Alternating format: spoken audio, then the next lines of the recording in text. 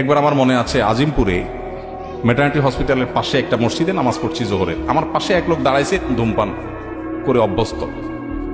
পুরো নামাজ আমার মনে হয় বরবাদ হওয়ার উপক্রম, বমি আসার উপক্রম দুর্গন্ধে।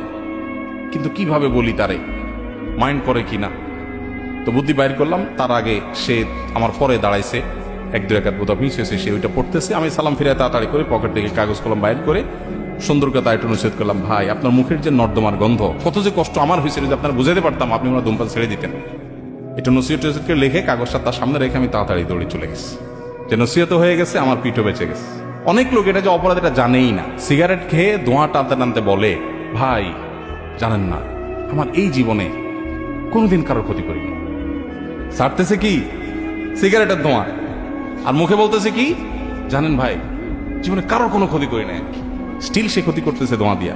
তো ক্ষতি কাকে বলে এটা অনেকে বোঝে না। ধূমপান করা এটা এমন একটা অপরাধ যেটা কারণে নিজেও গুনাহগার হচ্ছে। আল্লাহ বলেছেন আল্লাহ তুলকু বিয়াইদিকুম ইলা তাহলুকা, নিজেদেরকে ধ্বংসের দিকে ঠেলে দিও না। যত ক্যান্সার হয় ঘরে ঘরে এখন বাংলাদেশে ক্যান্সার, এই ক্যান্সারের সবচেয়ে বেশি বড় কারণ হলো এই ধূমপান। এখান থেকে ক্যান্সার, তামাক থেকে ক্যান্সার সবচাইতে বেশি হয়। আমার বাবা ক্যান্সারে মারা গেছে, যার কারণে ক্যান্সার নিয়ে আমার একটু বিশেষ আগ্রহ আছে।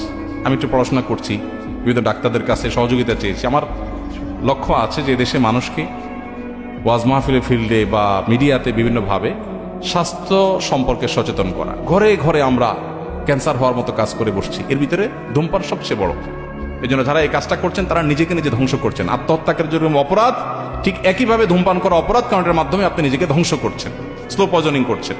এবং একই সাথে আপনার ধূমপান করার ধোঁয়া যেটা লিখছেন, এর মাধ্যমে পরিবেশকে, আশপাশের মানুষকে আপনি কষ্ট দিচ্ছেন, আপনি ডাবল গুনাহগার হচ্ছেন। এই জন্য যারা এই কাজ করছেন, এই বদভ্যাস, এই কুঅভ্যাস ছেড়ে দিবেন।